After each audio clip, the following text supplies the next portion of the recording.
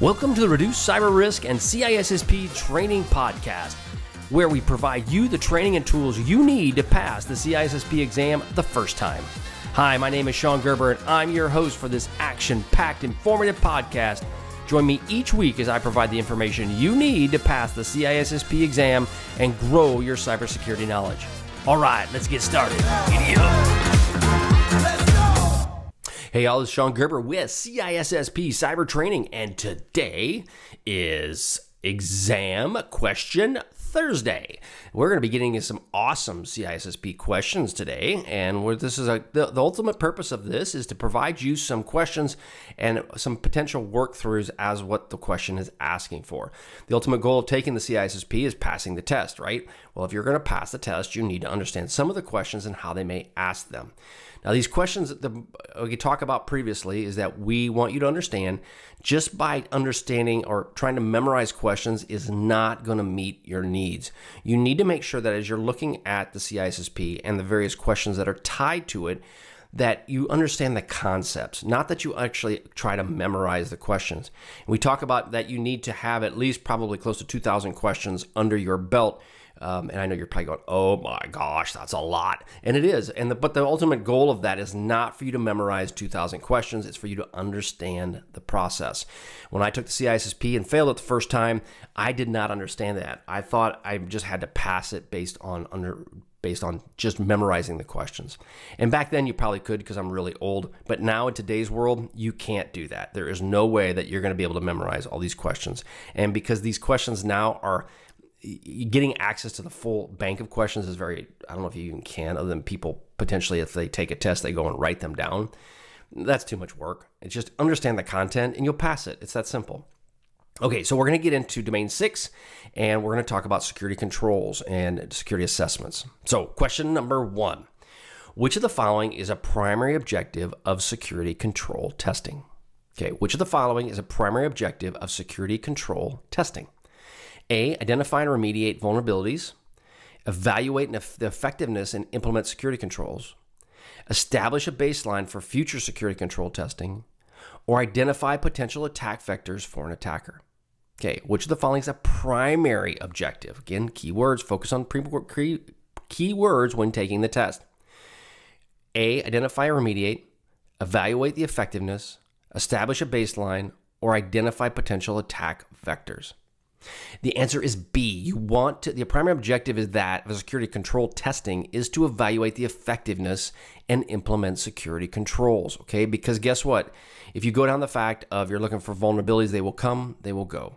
If you're looking for a baseline for future security control testing, that doesn't really help you any, and that's what I would throw out. And then D, identify potential attack vectors for an attacker. It does help you, give you some ideas, but at the end of the day, it's not going to be the be-all, end-all for that. Which of the following is a type of security control test? Okay, so it's a security control test. A, penetration testing. B, vulnerability scanning. C, threat modeling. Or D, code review. Okay, so which of the following is not a type of security control test? So as I'm reading through that going, well, all of these are security control tests. Why are they not? Which one is not? Look for that keyword, not. So of those that are not a security control test, A, penetration testing, B, vulnerability scanning, C, threat modeling, D, code review. All three of A, B, and D are all testing. Threat modeling is not a control test, okay? So that's one that you want to look at. Which of the following is an example of compliance-based security control tests? A, penetration testing, B, security policy reviews, C, vulnerability scanning, or D, risk assessments. So if you're looking at this, what are the different options around a security control test that might be available? And the answer comes down to is B. A security policy review is an example of a compliance-based security control test. So if you're doing a review of your policies, that is where it's more compliance-based. The other ones are more penetration testing and vulnerability scanning are more looking at the specific aspects of getting in. It's not really a compliance-based type test. Which of the following limitations are of vulnerability scanning? 1, it's time consuming.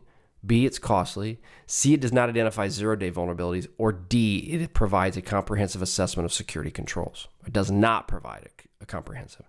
So which is a limitation?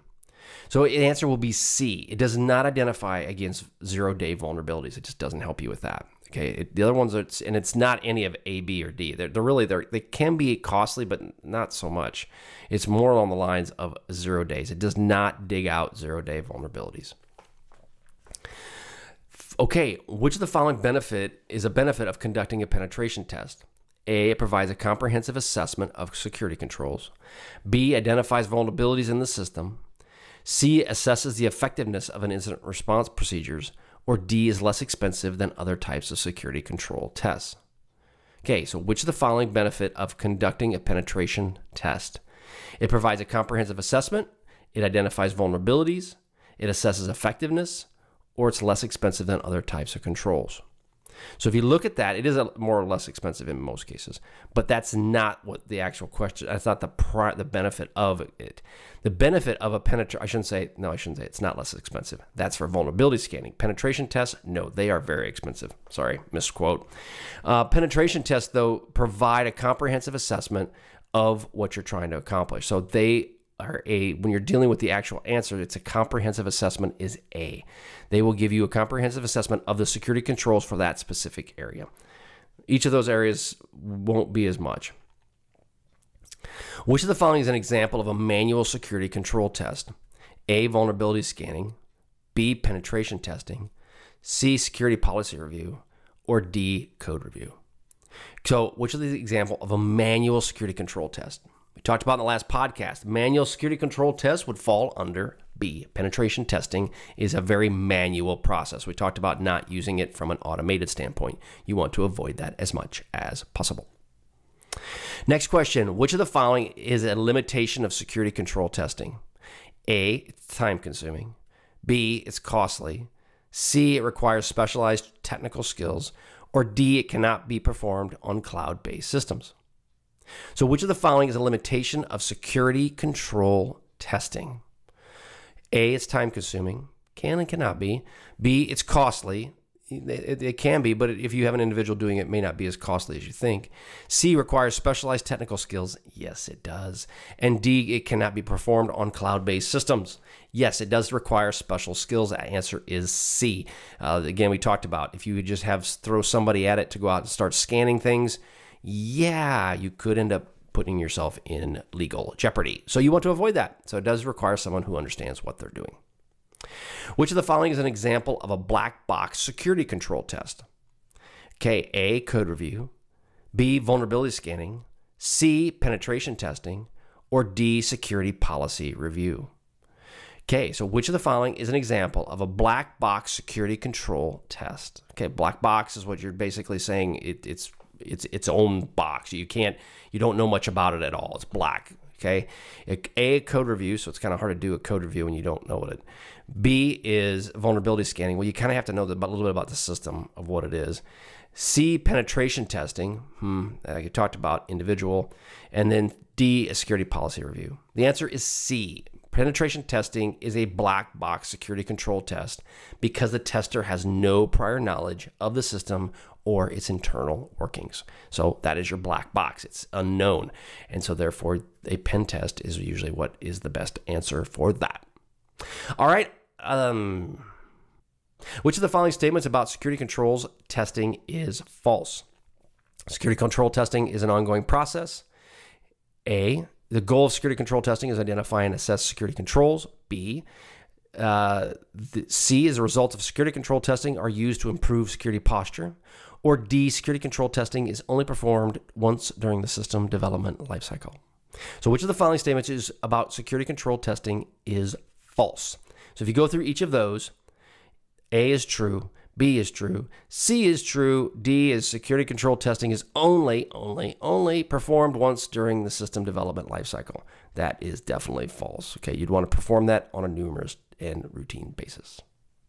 Last question. Which of the following is a limitation of using vulnerability scanner for security control testing? A, vulnerability scanners cannot detect false positives. B, vulnerability scanners cannot identify 0 days. C, vulnerability scanners are expensive to use. And D, vulnerability scanners require manual intervention to operate. So which of the following is a limitation of using vulnerability scanner for security control testing? If you go through those, the following limitation is B. Vulnerability scanners cannot identify zero-day vulnerabilities. We talked about that before. They can't do that because they don't know they're there. So therefore, they can't do that. All right, hope you all have a wonderful day. That's all I've got for today. Go out to CISSP Cyber Training and catch out all my free resources. You can get access to my email distribution, and we can go ahead and I can give you all kinds of great stuff that's coming. We're just in the building phase, so there might be a little things that are a little wonky at times, but everything is growing and we are expanding every single day. So go out to CISSP Cyber Training and get everything you need to help pass the CISSP the first time. All right, have a great day. We'll catch you on the flip side. See ya.